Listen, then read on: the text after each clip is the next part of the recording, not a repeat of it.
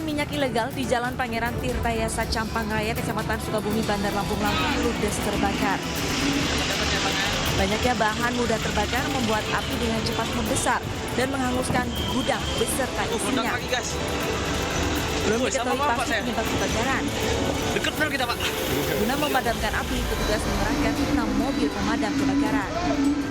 Dari pantauan di lokasi kejadian, terdapat 3 unit mobil serta belasan toren penampung air yang digunakan untuk mengunjung BBM ilegal.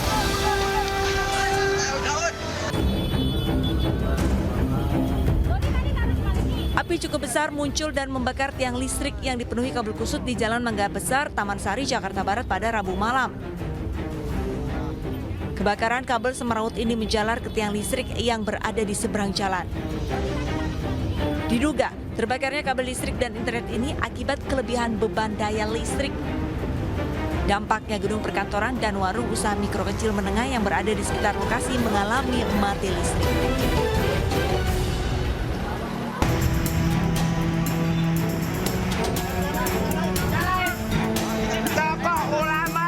Pembongkaran tempat hiburan malam di Serang, Banten ricuh.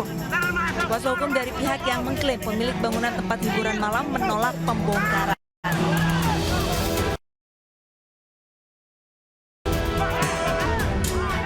Pihak kuasa hukum menghalang-halangi alat berat yang ingin melakukan bangunan tempat hiburan malam.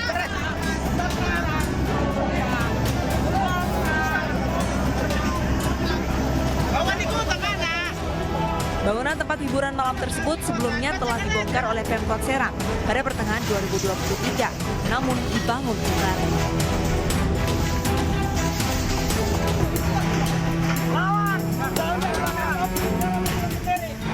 Pihak kuasa hukum mengklaim pihaknya memiliki bukti kepemilikan lahan berupa surat hak milik.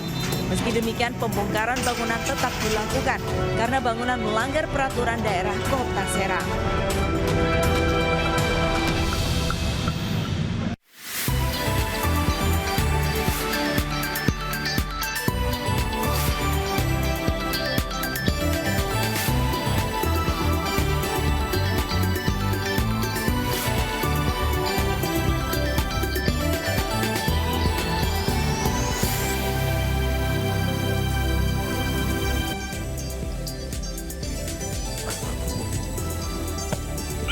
Halo, selamat pagi pemirsa, selamat pagi Gede. Halo Lisa, selamat pagi pemirsa yang ada di rumah. Semoga Anda hari ini tetap sehat, tetap bugar, tetap bersemangat, tetap diberi keberkahan, begitu ya. Amin. Karena kita yang ada di ibu kota sepanjang pagi tadi diberkahi juga dengan hujan yang terjadi di berbagai tempat.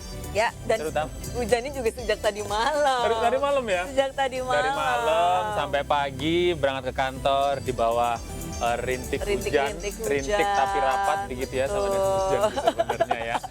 Tapi kan untuk pagi ini sumringah sekali, ada apa kalau ya, kita boleh harus tahu? semangat dong Lista. Betul di tanggal sih. berapa ini ya? 29 Februari 2024. Baru 4 hari ya. Baru 4 hari masih utuh nih. Utuh bunga cinta dari kantor kita masih ada, Lista ada. mungkin masih utuh ya. Oh, kalau saya beda udah ya? lari ke sono, lari ke sini, lari ke situ, udah diposting. Oh, bunganya udah dikasih ke yang lain ya. Bukan saya yang posting, tapi bank-bank itu ya yang gerogoti saldo saya, Lista. Tapi Sedikit tetap harus curhat ya semangat pemirsa. dong. Tapi tetap harus semangat Harus. semangat, Kami pemirsa. berdua akan menghadirkan informasi dan kami juga nanti akan update bagaimana perkembangan situasi terkini di Jakarta. Karena hujan, nanti ada beberapa titik mungkin yang terendam banjir atau tergenang istilahnya becek-becek gitu pemirsa. Ya pemirsa, selama 1,5 jam ke depan ini kami berdua akan memberikan berbagai informasi penting, menarik dan juga inspiratif untuk Anda. Tadi juga sudah sempat disampaikan akan ada laporan dari titik-titik genangan air dan juga kita akan berbincang dengan narasumber yang membahas tentang polemik harga beras yang bikin mak-mak pusing Gede. Yang tak kunjung waras harganya. Dan pemirsa, bersama saya Gede Satria dan rekan saya Arlisa, hari ini live di studio selengkapnya untuk Anda.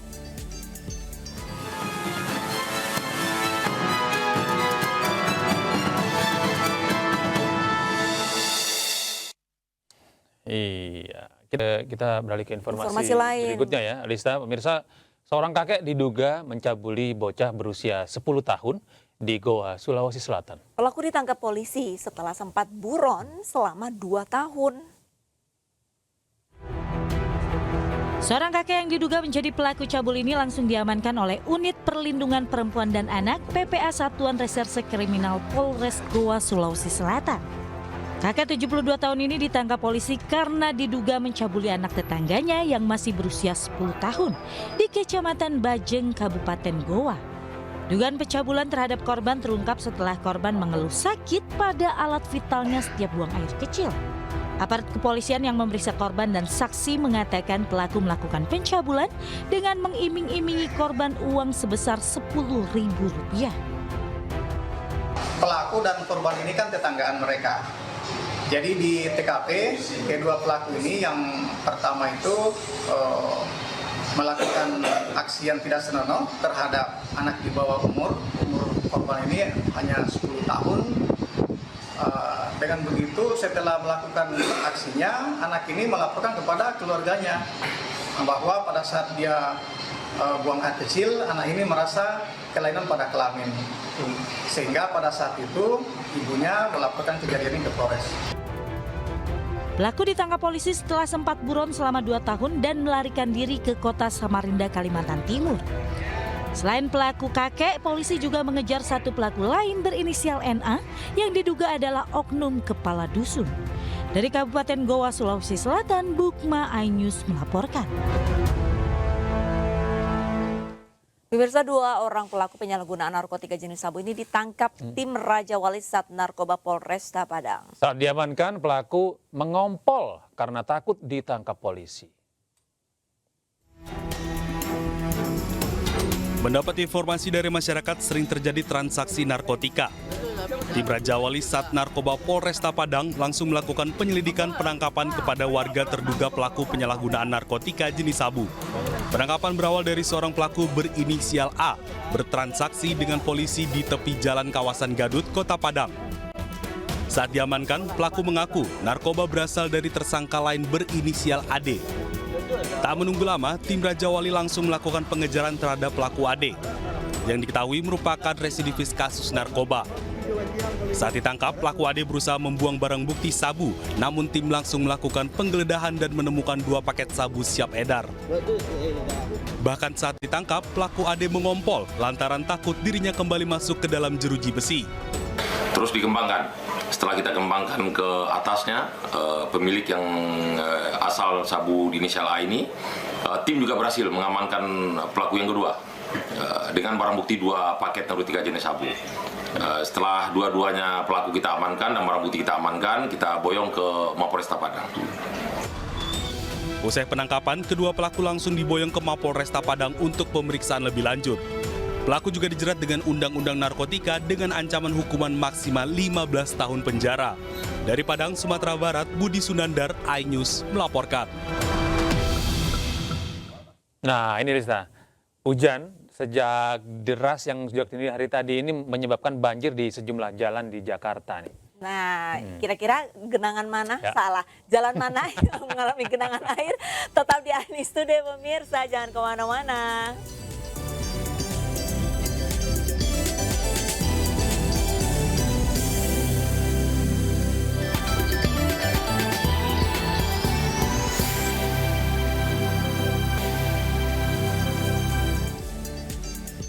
Ya pemirsa, kembali lagi di iNews Today bersama saya Arlis Adi dan rekan saya Gede Satria. Ini sesuai banget sama tema untuk hari ini. Ini lagunya tahu nggak apa? Apa tuh?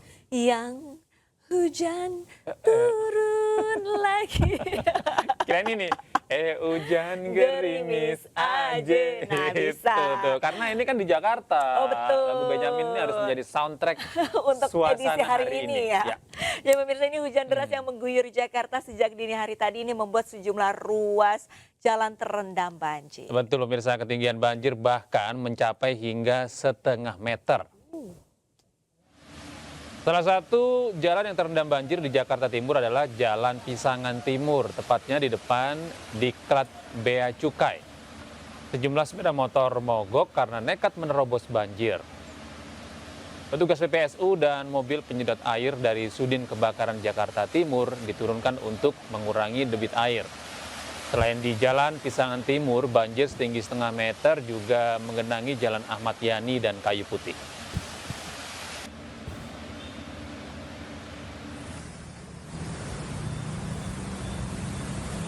Pemirsa, hujan deras juga mengakibatkan ruas jalan Cempaka Putih Barat Jakarta Pusat ini terendam banjir kurang lebih setengah meter.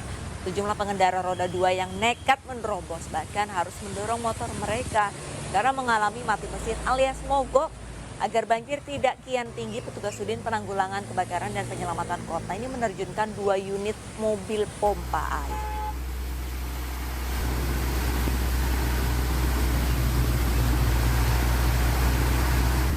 Dan pemirsa, untuk mengetahui kondisi terkini di lokasi yang terdampak banjir, sudah ada rekan kami Camar Haenda yang tengah banjir-banjiran di Jalan Cempaka Putih, Jakarta Pusat.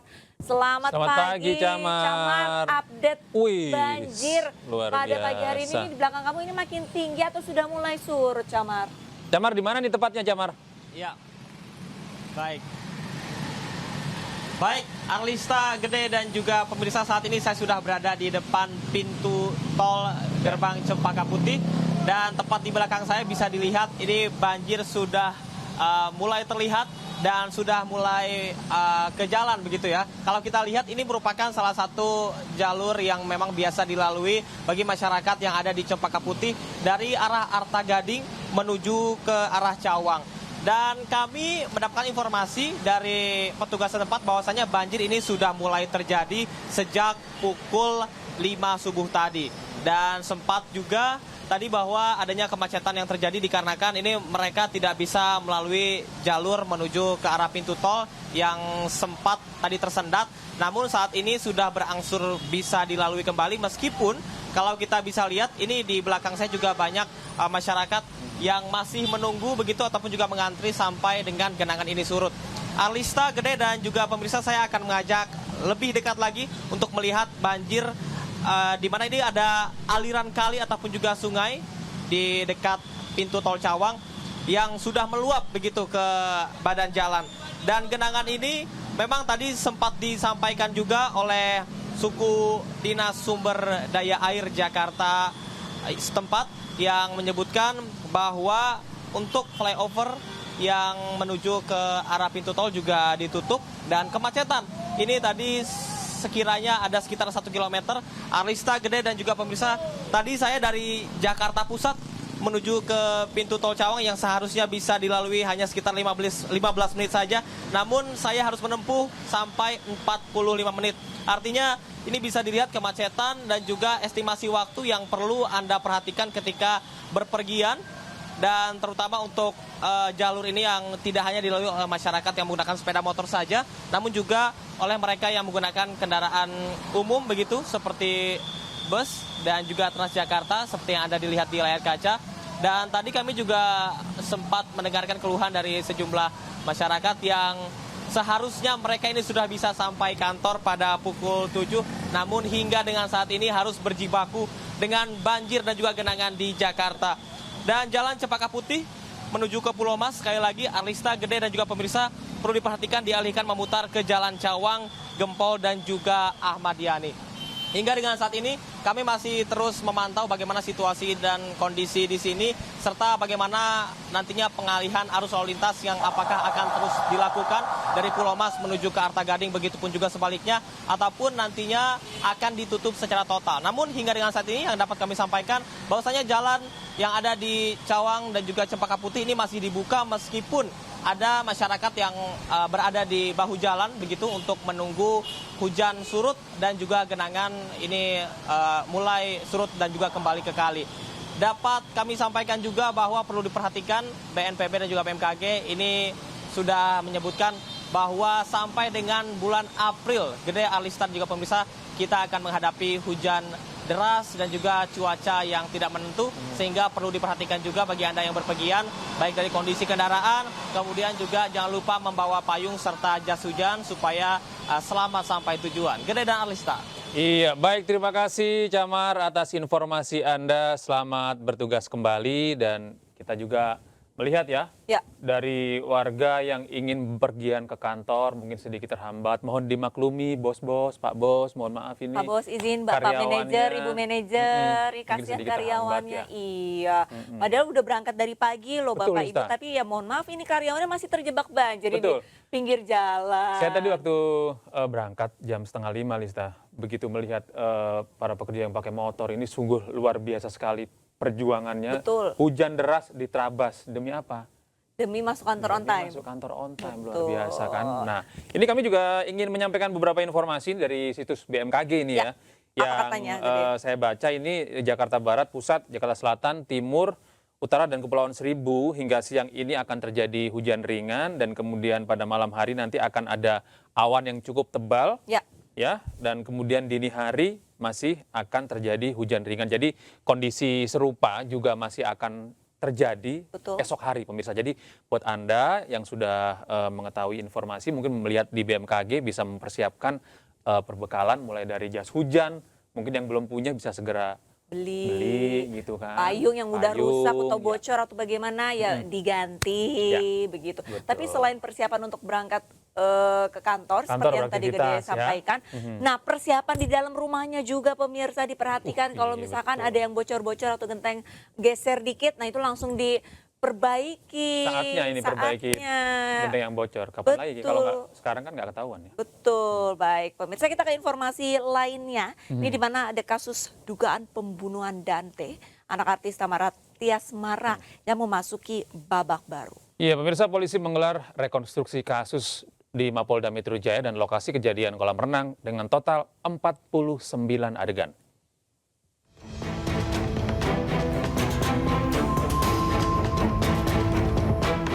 Polda Metro Jaya menggelar rekonstruksi kasus dugaan pembunuhan Raden Adante Khalif alias Dante, bocah berusia 6 tahun yang diduga tewas ditenggelamkan oleh kekasih ibunya. Rekonstruksi terdiri atas 49 adegan dimulai pada pukul 10.30 Rabu pagi di Ditreskrimum Polda Metro Jaya. Adegan yang diperagakan di lokasi ini yaitu adegan nomor 2 hingga 12. Rekonstruksi dihadiri tersangka YA dan ibu korban, artis Tamara Tiasmara. Saat rekonstruksi, tersangka sempat mengelak, sempat mengecek ada tidaknya CCTV di lokasi kolam renang. Ada satu adegan di mana tersangka ini tidak mengakui bahwa telah mengakses CCTV ya, melalui browsing di internet untuk mengecek di lokasi apakah ada CCTV atau tidak. Padahal pada kenyataannya si tersangka ini mengakses atau membrowsing mencari CCTV yang ada di kolam renang sana. Ini kita bisa buktikan dengan hasil pemeriksaan dari analis digital yang mana pada adegan 13 yaitu pada jam 15.11 tersangka YA membrowsing dan mengakses CCTV kolam renang malam dengan menggunakan handphonenya. Ini berdasarkan keterangan dari ataupun hasil pemeriksaan daripada analis digital. Rekonstruksi kemudian dilanjutkan di tempat kejadian perkara di kolam renang Taman Air Tirtamas Pondok Kelapa, Duren Sawit, Jakarta Timur pada pukul 13 Rabu siang. Adegan yang diperagakan di lokasi ini adalah adegan nomor 1 dan adegan nomor 14 hingga 49C. Tersangka YA mempraktikkan adegan saat ia menenggelamkan Dante sebanyak 12 kali dan sempat menoleh ke arah CCTV. Dalam kasus ini, Polda Metro Jaya telah memeriksa 20 saksi. Sementara tersangka terancam pasal berlapis tentang perlindungan anak, pembunuhan, dan kelalaian yang menyebabkan kematian.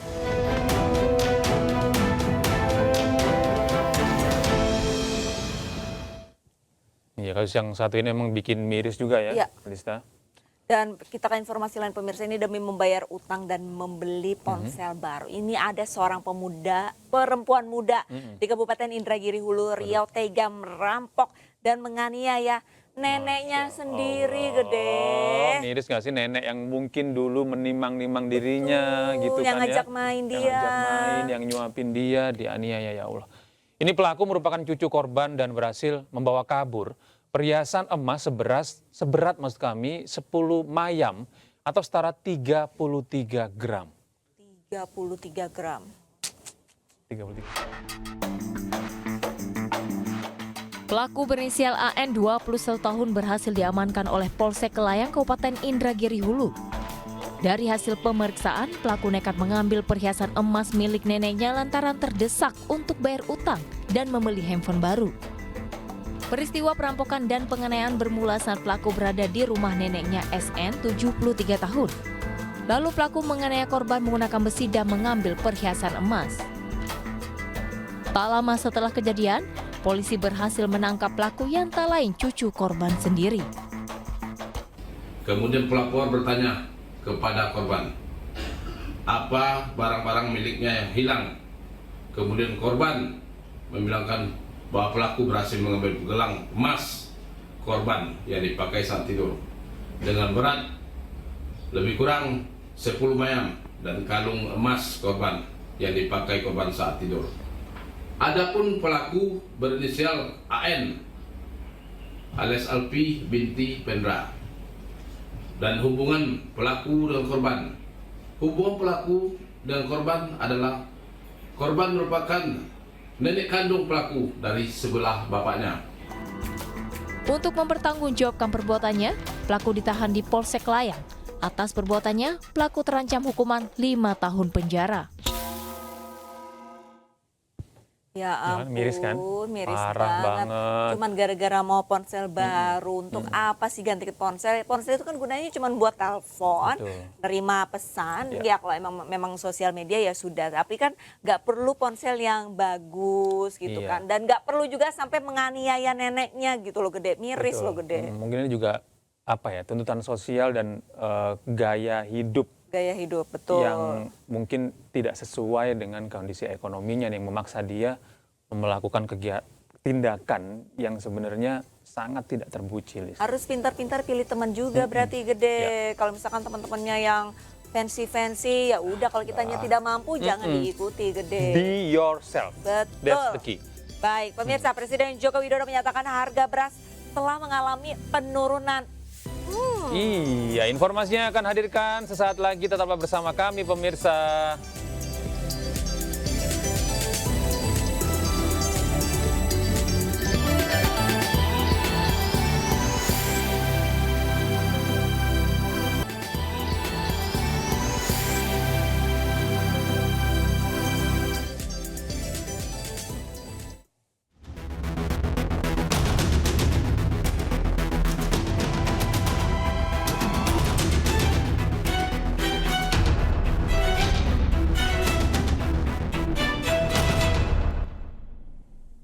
Iya, terima kasih Anda masih bersama kami di iNews Today, pemirsa. Ini menanggapi keluhan masyarakat ini ya, Lista, terkait masih tingginya harga beras di pasaran. Presiden Joko Widodo menyampaikan harga beras sudah mengalami penurunan, khususnya di Pasar Induk Cipinang, Jakarta, dan Pasar Johar, Karawang, Jawa Barat. Masa sih sudah turun? Sementara itu pemirsa, ini harga beras di Kabupaten Wakatobi, Sulawesi Tenggara ini masih terpantau cukup tinggi. Di mana beras medium ini masih dijual dengan harga Rp19.500 per kilogramnya. Sementara beras premium ini Rp21.000 per kilogramnya, Gede. Berikut informasinya, pemirsa. Coba dicek, jangan menginformasikan seperti itu deh. Coba dicek di Pasar Induk Cipinang, cek di Pasar Johar, di Karawang, naik atau tidak, turun atau tidak, cek, sudah turun. Pernyataan Presiden Joko Widodo itu berkaitan dengan melonjaknya harga beras di sejumlah daerah termasuk di Jakarta. Beberapa hari lalu harga beras medium di wilayah Jakarta berada di kisaran Rp14.000 hingga Rp15.000. Sedangkan beras premium seharga Rp16.000 hingga Rp17.000 per kilogram. Namun Ketua Pengusaha Beras Indonesia atau Perpadi DKI Jakarta menyatakan harga beras mengalami penurunan. Per 28 Februari 2024, beras kualitas premium dijual di Pasar Induk Beras Cipinang dengan harga Rp13.500 hingga Rp13.700 per kilogramnya. Sementara beras medium dari Bulog dijual dengan harga Rp10.600 per kilogram. Sementara itu harga beras di beberapa wilayah lain di Indonesia masih cukup tinggi. Di sejumlah pasar tradisional di Kabupaten Wakatobi, Sulawesi Tenggara, beras premium saat ini mencapai harga Rp850.000 per 50 kg. Sedangkan sebelumnya dijual dengan harga Rp720.000 per 50 kg. Sementara beras medium di harga Rp720.000 per 50 kg. Sebelumnya dijual di kisaran harga Rp580.000 hingga Rp620.000. Berdasarkan data harga harian bahan pokok Pemkab Wakatobi, beras kualitas medium dijual Rp19.500 per kilogram. Sedangkan beras premium mencapai Rp21.000 per kilogram. Kenaikan harga beras ini terjadi sebulan terakhir untuk semua jenis beras, mulai dari medium hingga premium. Dari sebulan yang lalu sudah memang naik, namun belum terlalu tinggi, masih bisa juga dijangkau.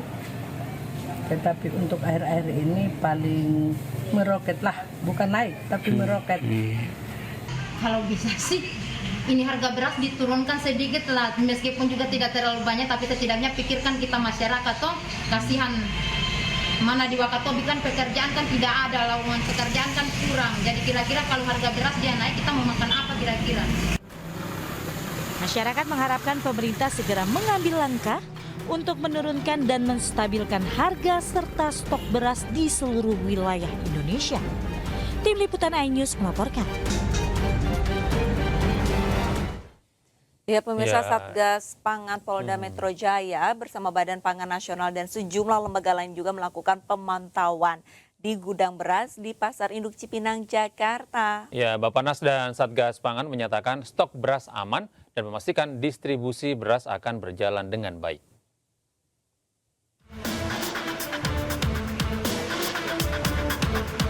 Badan Pangan Nasional atau Bappenas bersama Satgas Pangan Polda Metro Jaya memantau stok beras di Pasar Induk Beras Cipinang, Jakarta Timur, Rabu 28 Februari. Cek beras, Pak. Baik Bappenas maupun Satgas Pangan Polda Metro Jaya menyatakan stok beras aman. Beras yang berada di gudang Pasar Induk Cipinang merupakan kombinasi beras bulog dengan hasil panen. Bappenas juga menyebut bahwa panen lokal sudah dimulai dan harga beras akan terus berangsur turun. Selain itu diprediksi pada Maret mendatang akan terjadi panen sebanyak 3,5 juta ton beras. Satgas Pangan memastikan distribusi beras akan berjalan dengan baik ke seluruh wilayah Indonesia. Kita mau cek sendiri bahwa kondisi stok beras ya itu aman. Jadi kalau hari ini ada berita stok beras itu kurang, kita mau sampaikan sekali lagi stok beras cukup. Ya, kombinasi yang ada di Pasar Induk Beras Cipinang hari ini stok dari Bulog yang kemarin untuk mengganjal ya, karena perlu waktu untuk jelang panen. Bulan Maret ini insya Allah panennya akan 3,5 juta ton. Saat ini seperti yang disampaikan oleh Bapak Kepala Bappenas, kami fokus untuk mengawasi, kemudian fokus untuk melakukan mengamankan, kemudian memastikan jalannya rantai distribusi bahan-bahan pokok, khususnya dalam hal ini beras, itu dapat terdistribusi dengan baik semuanya dari hulu sampai ke hilir. Pemerintah berjanji akan terus menjaga kestabilan harga gabah dan beras agar tidak memberatkan petani maupun seluruh masyarakat Indonesia. Dari Jakarta, Yasmin Atania, Aris Setiawan, iNews melaporkan. Ya, Bida, saat ini tidak hanya masyarakat yang kesulitan mencari beras murah, tetapi juga dirasakan oleh Badan Pangan Nasional atau Bappenas. Kepala Bappenas mengakui ngos-ngosan untuk mencari beras impor sebesar 1,5 juta ton untuk kuota tambahan pada tahun 2023 kemarin. Harga beras di pasaran masih belum waras. Tidak hanya masyarakat yang saat ini kesulitan mendapatkan beras murah, di sisi lain Badan Pangan Nasional atau Bappenas juga kesulitan mencari ketersediaan beras di dalam negeri. Bappenas mengakui terkendala mencari impor 1,5 juta ton beras untuk kuota tambahan pada tahun 2023 lalu. Alasan beras impor sulit masuk ke Indonesia menurut Bappenas diantaranya karena proses bongkar kapal yang membutuhkan waktu akibat tertunda oleh sejumlah libur nasional di tanah air. Akibatnya, kuota impor beras pada tahun 2023 hanya sebesar 2,3 juta ton.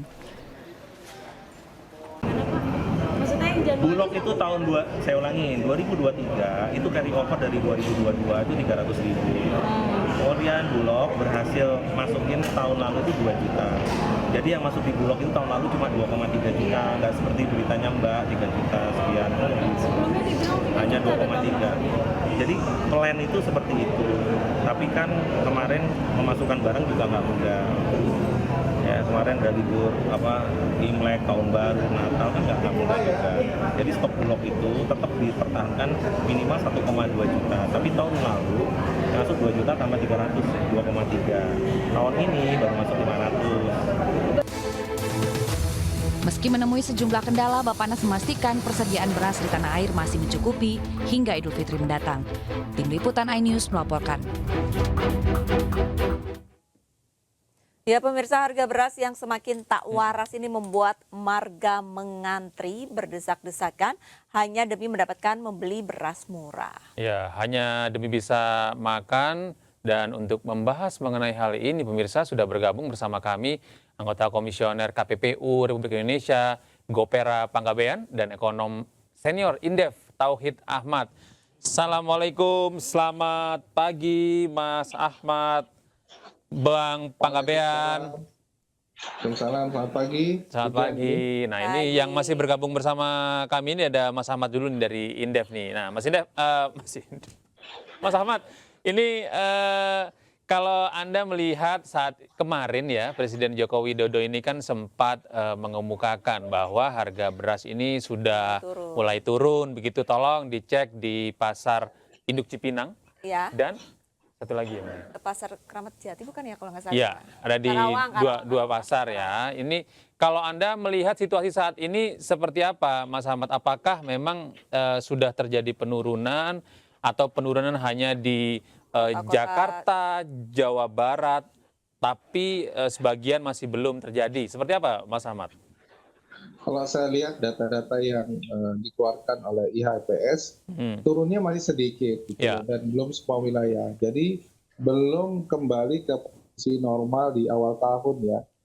Misalnya yang beras medium belum di bawah 14.000. Jadi walaupun turun tapi masih kecil sekali. Ini yang kemudian juga dirasakan masyarakat kalau kita lihat masih relatif tinggi atau terjadi kenaikan dibandingkan awal tahun. Apalagi kalau dibandingkan di akhir tahun November Desember ya, itu masih tinggi sekali kenaikannya. Nah ini ternyata bukan hanya pada beras-beras medium, tapi juga beras-beras premium juga sama begitu ya. Nah menurut saya kenapa turunnya masih relatif sedikit, karena yang pertama adalah beras-beras impor yang dilakukan oleh Bulog ya, baik melalui 3 jalur ya, pakai beras untuk murah yang melalui operasi pasar SPHP maupun bantuan sosial maupun yang harga market, itu ternyata belum terdistribusi secara merata karena masuknya itu masih sedikit-sedikit begitu ya. Dan saya lihat juga dari rencana importasi itu memang belum menjangkau seluruh wilayah karena ada proses administrasi, bongkar muat dan sebagainya. Nah ini yang kemudian saya kira belum sesuai apa yang diharapkan. Ada persoalan tadi ya soal katakanlah memang stok aman ya 1,5 juta, tetapi aman itu dalam konteks kontrak, dalam konteks kepastian barang itu ada di Indonesia, tetapi banyak yang on the way atau dipersiapkan oleh negara-negara pengekspor, baik Thailand, Vietnam, ataupun negara lain. Tetapi barang itu belum semuanya memang terdistribusi pada gudang-gudang, bukan hanya Bulog, tapi juga di gudang-gudang pasar. Nah, masyarakat atau para pelaku bisnis melihatnya ya yang ada di market, yang ada di pasar beras induk Cipinang. Saat ini begitu ya? Iya, saat ini belum semuanya terdistribusi secara merata. Iya, artinya ada rantai distribusi yang belum normal begitu ya, Mas Ahmad ya? Betul, betul. Baik, saya ke Mas Panggabean. Mas Panggabean, ini kalau misalkan Anda lihat sebenarnya upaya yang konkret yang bisa dilakukan pemerintah untuk melakukan harga beras ini lebih stabil selain impor ini sebenarnya apa saja sih, Mas? Dari beberapa informasi yang kita peroleh ya sampai saat ini Bu, dengan beberapa instansi ada beberapa faktor memang yang menyebabkan terjadinya kekurangan pasokan ya dan kenaikan harga. Ini yang pertama memang produksi menurun ya dan harga gabah itu juga cukup tinggi sehingga banyak penggilingan padi yang kecil-kecil itu tidak memproduksi. Yang kedua juga bahwa tadi sudah disampaikan juga bahwa sentra produksi padi kita ini kan ada di beberapa provinsi misalnya dan didistribusikan dan bukan digunakan untuk kebutuhan wilayah tersebut tapi didistribusikan ke wilayah lain ya. Dari Sulawesi pergi didistribusikan sampai ke Pulau Jawa. Dan saat ini karena sulitnya tadi mendapat pasokan itu ada beberapa pedagang misalnya di Jawa Barat mengambil beras itu dari Sumatera Selatan gitu ya. Yang berikutnya juga lahan untuk produksi cenderung stagnan ya untuk produksi gabah ini. Dan kedua banyak ada mungkin alih fungsi dari peruntukan.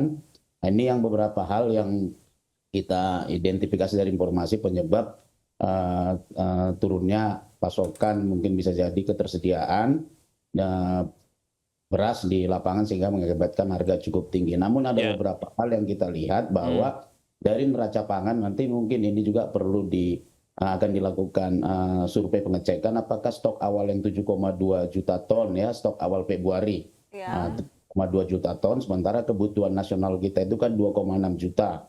Seharusnya ini kan mencerminkan bahwa kalau kita bisa menutupin kebutuhan sampai 2,5 bulan ya artinya Januari, Februari sampai pertengahan Maret. Namun yang terjadi kita lihat saat ini ada beberapa wilayah yang memang terjadi kekosongan atau sulit untuk mendapatkan karena beberapa kita lihat retail modern juga sulit mendapatkan pasokan karena beberapa dari pedagang beras menyatakan mereka lebih baik menjual keluar karena mereka memperoleh sudah di harga di atas HET. Beberapa informasi kita terima sehingga retail modern juga sulit untuk mendapatkan pasokan. Ini juga menimbulkan kekurangan pasokan bisa jadi di beberapa retail ya yang untuk menjadikan masyarakat untuk mendapatkan kebutuhan untuk menutupin berasnya. Nanti dari kita lihat bahwa tadi sudah disampaikan narasumber yang sebelumnya bahwa harus dipastikan ya dari distribusi dari pasokan-pasokan yang ada dari pasokan-pasokan yang ada itu ke wilayah-wilayah secara merata sehingga untuk apabila pasokan itu sudah merata di semua wilayah nanti akan bisa diharapkan berpengaruh untuk menurunkan harga ya dan perlu dilakukan juga survei ke depan apakah benar cadangan ketersediaan itu memang sebagaimana data yang ada gitu ya dan sehingga mudah dipetakan mana wilayah yang kekurangan dan dilakukan distribusi yang sesuai dengan peruntukan dan sesuai dengan kebutuhan di wilayah tersebut. Pak. Bung Panggabean, kalau Anda melihat kondisi situasi saat ini, apakah ada upaya-upaya pihak-pihak tertentu yang melakukan misalnya praktek mengail di air keruh begitu kondisi saat ini? Pelaku-pelaku usaha yang Anda temukan? Untuk saat ini kita masih mengumpulkan informasi, belum bisa menyimpulkan ke arah situ Pak. Namun kalau kita lihat dari stok awal 7,2 juta ton dengan kebutuhan 2,6 ton per bulan, artinya kan sebenarnya ketersediaan itu cukup gitu ya. Kita belum mendapatkan informasi apakah pendistribusian dari beras ini ke semua wilayah sehingga ketersediaan itu di setiap wilayah itu bisa tersedia dan mengakibatkan bisa jadi harga menjadi kembali normal. Itu nanti akan kita lihat karena kalau dari pasokan tadi kan 7,2 juta itu di stok awal sementara kebutuhan 2,6 kan sebenarnya bisa menutupi kebutuhan sampai pertengahan Maret ya. Apakah karena tadi dikatakan distribusi yang tidak merata atau karena ada perilaku dari pelaku usaha yang di setiap rantai pasok yang melakukan tanda kutip bisa jadi ada penahanan pasokan atau penimbunan begitu ya. Penetapan harga ya meskipun penimbunan yang dilakukan secara pribadi itu memang bukan ranah KPPU tapi yang menjadi ranah kita adalah penahanan pasokan dilakukan secara bersama-sama oleh pelaku usaha yang seharusnya bersaing ya. Misalnya kita juga akan melihat apakah ada perilaku-perilaku yang dilakukan oleh pedagang-pedagang besar yang menguasai pasar di wilayah tertentu ya untuk menetapkan harga gitu ya sehingga persaingan tidak bekerja kan. Kalau kita lihat dari indeks perkembangan harga yang dilakukan oleh BPS di minggu ketiga Februari 2024 itu hampir 20 wilayah itu memiliki harga di atas rata-rata nasional. Gitu ya. Betul, Bang. Dari hasil temuan-temuan kita di kantor wilayah kita juga kita melihat untuk beras premium maupun beras medium sama banyak yang di atas harga eceran tertinggi. Artinya kalau eceran yang tertinggi ini mudah memang dihitung berdasarkan perhitungan yang akurat mulai sejak dari harga input sampai dengan margin di tiap rantai pasok. Ini kalau dihitung sudah dengan margin yang normal, sehingga membentuk harga eceran tertinggi sebagaimana ditetapkan oleh pemerintah. Tidak ada masalah. Artinya harga-harga beras di harga eceran tertinggi ini bisa menjadi indikator juga buat kita kalau memang apakah di situ sudah ada pengambilan margin yang cukup eksesif gitu yang diduga dilakukan oleh para pelaku usaha di rantai pasok tersebut. Namun informasi ke situ kita masih tahap pengumpulan di tiap level rantai pasok itu di mana margin yang cukup besar terjadi. Cukup besar terjadi margin itu artinya di mana persaingan bekerja seharusnya harga itu akan bergerak menuju biaya perolehan atau biaya produksi dari masing-masing pelaku usaha. Tapi apabila pasar nggak bekerja karena ada koordinasi misalnya diduga, nah itu bisa jadi harga itu bisa bertahan tinggi. Artinya sesi pricing ini menjadi salah satu indikator gitu ya. Salah satu indikator bagi KPPU bergerak begitu ya. Bergerak bahwa apakah apabila terjadi sesi pricing ini di antara yang dilakukan oleh pelaku usaha akibat adanya koordinasi di arah pelaku usaha yang menguasai bisa jadi pasar besar di wilayah-wilayah tertentu atau pasar-pasar tertentu gitu. Tidak terjadi persaingan. Itu kita masih belum bisa menyimpulkan. Belum ya, Bang. Kita akan mengumpulkan informasi-informasi. Berarti KPPU masih mengumpulkan informasi mengenai hal tersebut. Saya ke Pak Ahmad. Pak Ahmad, ini tadi sempat disampaikan oleh Pak Panggabean bahwa sebenarnya untuk stok kita selama 2 bulan ke depan ini sebenarnya masih tercukupi 7,2 juta ton, di mana konsumsi masyarakat Indonesia ini 2,6 juta ton.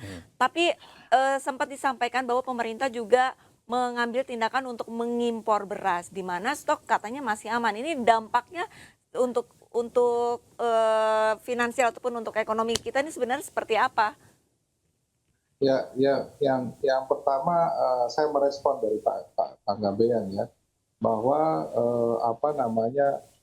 setuju untuk dilakukan penyelidikan lebih lanjut karena hari ini penggilingan kecil itu tidak ada barang, tidak ada katakanlah tidak ada produksi produksi dan sebagainya, karena di lapangan ya itu banyak beras ya yang katakanlah harga HPP pokok pemilihan gabah 5.000, banyak penggilingan beras yang mau membeli di harga bahkan di atas 6.000 begitu ya.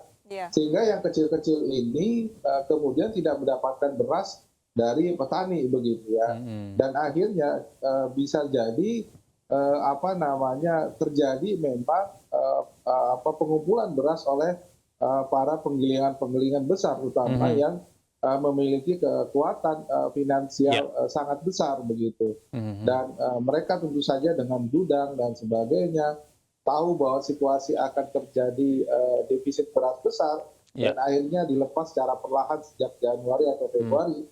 Dan pengumpulan itu sudah dilakukan di September sampai November. Ya saya kira kita mendukung kalau misalnya KPPU ya untuk melakukan penyelidikan ada praktek-praktek tidak sehat, termasuk termasuk pembelian yang tidak sehat juga di petani. Yang kedua, apakah ini berdampak? Saya kira jelas ya. Kenaikan harga bahan pangan itu tentu saja berakibat pada daya beli masyarakat gitu. Karena relatif dalam situasi pendapatan tetap ya, masyarakat akhirnya memprioritaskan kebutuhan beras ini jauh lebih besar dibandingkan kebutuhan lainnya, misalnya untuk protein, pendidikan, kesehatan dan sebagainya. Nah ini berakibat apa? Akan terjadi penurunan daya beli untuk makanan. Yang jelas pasti secara umum adalah kesejahteraan masyarakat berkurang. Dan mungkin kalau kita hitung Maret ada survei Susenasnya BPS, bisa jadi kemiskinan justru nambah. Nah ini karena daya belinya meningkat ya.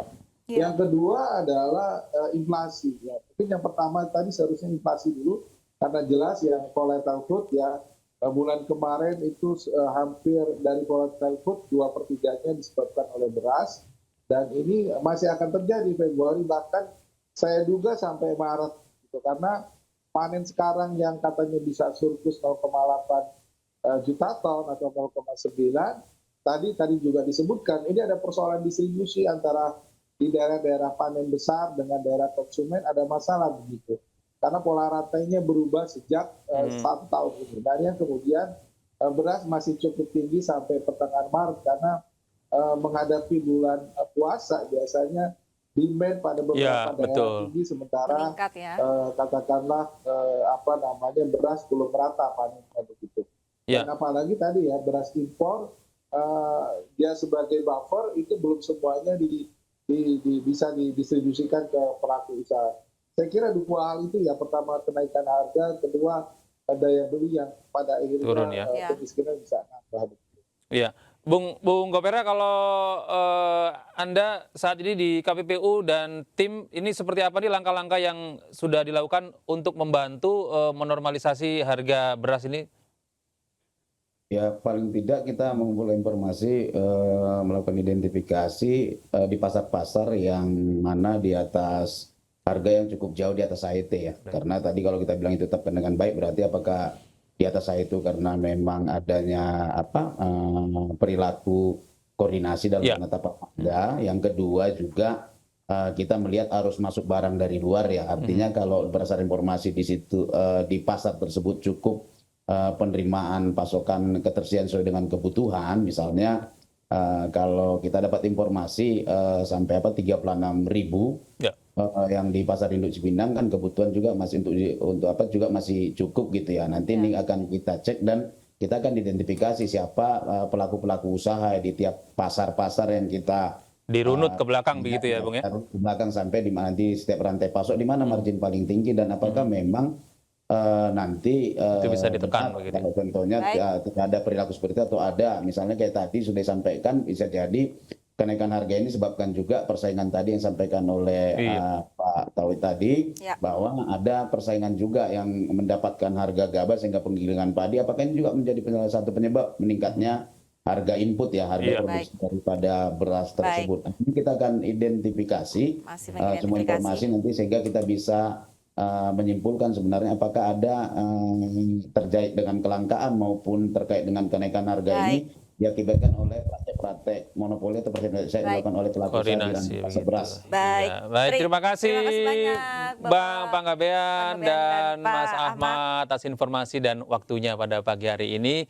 Selamat beraktivitas kembali. Assalamualaikum, selamat pagi. Dan pemirsa, berikutnya ini ratusan warga rela antri sembako murah di tengah guyuran hujan. Sembako murah seharga Rp100.000 per paket ini diberikan pemerintah Provinsi DKI Jakarta di kantor Kelurahan Duri Pulo, Gambir, Jakarta.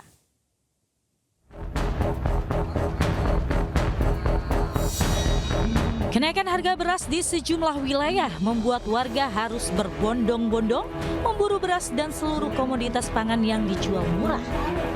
Seperti yang terjadi di depan kantor Kelurahan Duri Pulo, Gambir, Jakarta Pusat. Ratusan warga yang didominasi emak-emak ini rela mengantre di tengah guyuran hujan demi mendapatkan paket sembako murah dalam operasi pasar yang digelar Pemprov DKI Jakarta. Paket sembako murah berisi 5 kg beras, 2 liter minyak goreng, 1 kg gula pasir, dan tepung terigu dijual seharga Rp100.000 per paketnya. Sangat membantu sekali, apalagi sekarang kan beras lagi pada mahal, Pak. Ya alhamdulillah deh. Sering-sering deh. 100.000 dapat beras 5 kilo, minyak 2 liter, gula pasir sekilo, terigu sekilo.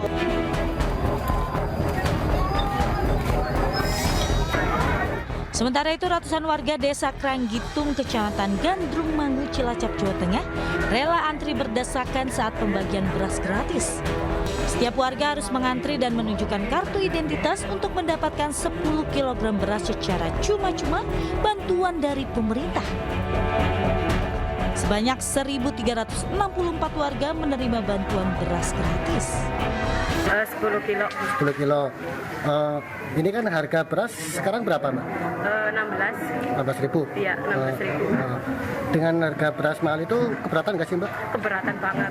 Kenapa keberatannya? Ya, keberatannya bukan mikirin soal beras doang, soalnya masih ada kebutuhan yang lain. Pemandangan yang sama terjadi di Kelurahan Kedungdung, Kecamatan Magersari, Kota Mojokerto, Jawa Timur. Ratusan warga antri untuk mendapatkan kupon pembelian beras murah dari Bulog Mojokerto. Untuk mendapatkan kupon, warga wajib menunjukkan kartu tanda penduduk. Namun karena stok beras yang terbatas, membuat warga banyak tidak mendapatkan kupon meski datang lebih awal. Warga kecewa dan menuding bantuan tidak merata karena yang mendapat bantuan hanya warga yang itu-itu saja. Belum. Kenapa Bu udah dapat? Nggak umat diserobot kurang orang. Oh diserobot. Ya datang di depan. Terus? Datangnya tidak umat. Oh udah dapat. Iya. Ini warga mana Bu? Dekat. Oh kota. Warga berharap pemerintah dapat segera menstabilkan harga beras agar tidak membuat masyarakat semakin kesulitan. Tim Liputan iNews melaporkan. Pemirsa, dituding sengaja mengulur waktu KPU di demo warga. Informasi selengkapnya usai jeda pemirsa, jangan kemana-mana, iNews Today akan segera kembali.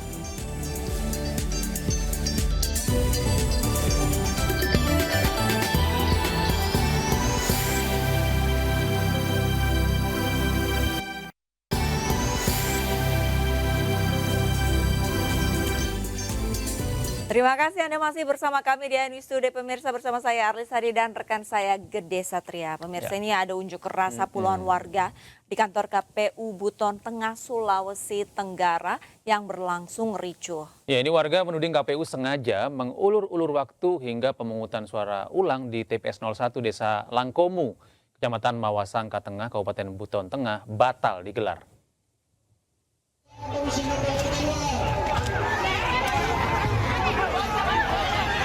Aksi unjuk rasa di depan kantor KPU Buton Tengah, Sulawesi Tenggara berlangsung ricuh. Kericuhan bermula saat puluhan warga yang baru saja tiba berusaha menerobos blokade aparat untuk memaksa masuk dalam kantor KPU. Aksi saling dorong pun tak terhindarkan. Masa meminta penjelasan terkait batalnya pemilihan suara ulang di TPS 01 Desa Langkomu yang seharusnya digelar 24 Februari lalu. Masa curiga ada upaya kecurangan oleh KPU dengan sengaja mengulur-ulur jadwal PSU. Karena kami mencium adanya upaya terselubung yang dibangun oleh KPU, di mana sebetulnya sudah ada rekomendasi PSU oleh Bawaslu ke KPU. Namun tindakan yang diambil oleh KPU rasanya mengulur-ulur waktu sampai akhirnya batas waktu yang menurut peraturan perundangan 10 hari itu akhirnya PSU batal. Sementara itu, Ketua KPU Buton Tengah berdalih pembatalan PSU terjadi karena keterlambatan pengiriman logistik serta tahapan selanjutnya yang belum siap. Ya, jadi pada saat setelah kemudian kita lakukan rapat pleno, kami di situ menemukan hasil bahwa ada beberapa surat suara yang tidak ada di gudang logistik.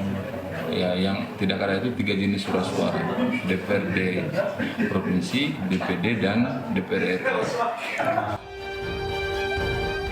Masa mengecam pembatalan PSU yang dilakukan KPU Buton Tengah dan mengancam akan membawa kasus ini ke jalur hukum. Dari Kabupaten Buton Tengah, Sulawesi Tenggara, Andi Eba, iNews melaporkan.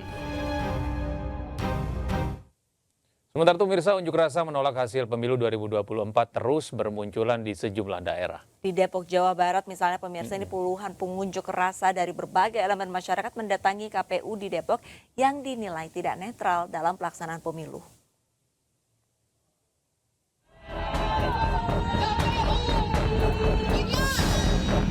Dengan berjalan kaki, puluhan pengunjuk rasa dari berbagai elemen masyarakat ini mendatangi kantor KPU Depok di Jalan Margonda Raya, Kota Depok, Jawa Barat. Massa membawa spanduk dan poster yang menolak hasil pemilu 2024 lantaran banyak kecurangan. Unjuk rasa ini digelar lantaran KPUD Kota Depok dinilai tidak netral dalam pelaksanaan pemilu. KPU sangat bertanggung jawab atas diumumkannya melalui Sirekap hasil pemilu, yang tentu ini merugikan karena KPU sendiri sudah menjalankan aturan undang-undang IT, karena itu sangat membohongkan sekali hasilnya, di mana hampir semua, terutama caleg-caleg maupun Ganjar, angka-angkanya diturunkan. Ini menjadi tanggung jawab dan kita akan melakukan proses hukum. Akibat dari aksi unjuk rasa ini sempat membuat ruas Jalan Margonda arah ke Jakarta mengalami kemacetan. Guna menghindari hal yang tak diinginkan, puluhan personel kepolisian disiagakan di lokasi unjuk rasa tersebut. Dari Depok, Jawa Barat, Iyung Rizky, iNews melaporkan. Pemirsa, Ketua KPU Hashim Asyari beserta Komisioner KPU menjalani sidang pemeriksaan kode etik oleh Dewan Kehormatan Penyelenggaraan Pemilu DKPP terkait kebocoran data pemilih di situs resmi KPU.